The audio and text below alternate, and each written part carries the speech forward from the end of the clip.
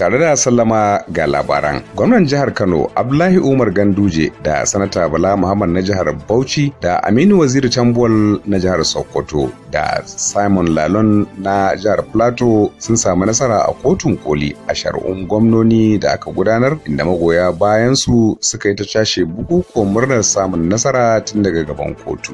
'Yan mintuna kaɗan bayan gabatar da hukuncin kotun wadda ta tabbatar da nasarar zaben gwamna Abdullahi Umar Ganduje na jihar Kano, gwamnan ya yi kira ga masu adawa da ke jihar da su zo su haɗa hannu domin ci gabanta. Hakan yana kunshe a cikin wata sanarwa mai dauke da sa hannun babban sakataren yaɗa labarun gwamnan Malam Abba Anwar. Sanarwar ta bayyana godiyar gwamnan ga dukkanin mutanen da suka gudanar da addu'o'in samun nasara a gare shi. A waje ɗaya, shugaban jam'iyyar PDP na reshen jihar Kano Rabiu Suleiman Bichi ya bayyana cewa sun karɓi hukuncin kotun kolin da zuciya ɗaya, inda ya ce za su ci gaba da ƙoƙari domin ganin sun inganta jam'iyyar tasu a jihar. Haka zalika, Rabiu Suleiman Bichi ya yi kira ga magoya bayan jam'iyyar da su kwantar da hankalinsu su tabbatar da cewa ba su shiga wani abin da ya shafi rikici dangane da al'amuran ba.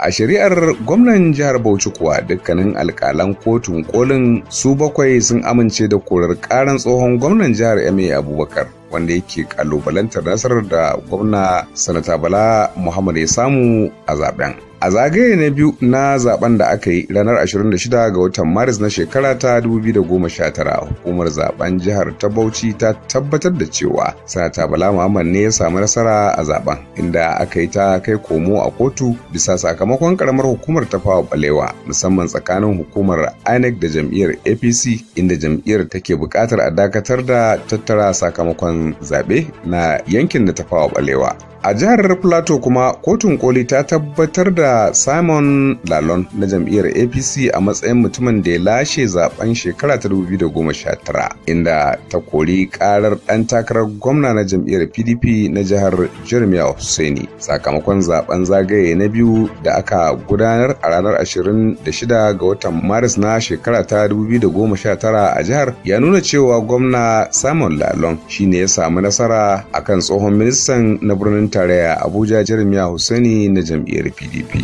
An gudanar da zaben a mazaɓin ƙananan hukumomi 9 waɗanda ba a kammala ba a zaben farko da aka gudanar ranar 9 ga watan Maris. Jihar Plateau dai tana daga cikin jihohin da suka ja hankali a shari'un zaɓukan gwamnonin da kotun kolin ta yanke hukunci na ƙarshe a kansu. A jihar Sokoto, 'ya'yan jam'iyyar PDP da masoya gwamnan jihar Aminu Waziri Tambuwal sun barke da murna bayan kotun ta koli ta tabbatar da nasararsa a zaben gwamnan jihar. Duk da cewa ana zaune cikin lumana gabanin shari'ar kotun a jihar, yawancin yara da ɗalibai sun ki zuwa makaranta saboda tsoron abin da ka iya biyo bayan shari'ar. A unguwar Mabera, matasa sun yi cincirundo suna waƙoƙin murna sai matawalle, a yayin da wasu suke rike da tutar jam'iyyar PDP, wasu kuma suna rike da hotunan gwamnan suna murnar nasara. Jami'an tsaro sun bazama cikin gari domin tabbatar da tsaro domin gudun barkewar rikici a tsakanin al'umma. A birnin tarayya Abuja kuma, wasu 'yan jam'iyyar PDP ne suka gudanar da zanga-zanga a ƙarƙashin jagorancin shugaban jam'iyyar na ƙasa Uche Secondus da wasu manyan mambobinta. Jam'iyyar ta PDP dai a wani bayani da ta wallafa a shafinta na Twitter ta ce ya zama dole kotun koli ta janye hukuncin zaben gwamnan jihar Imo,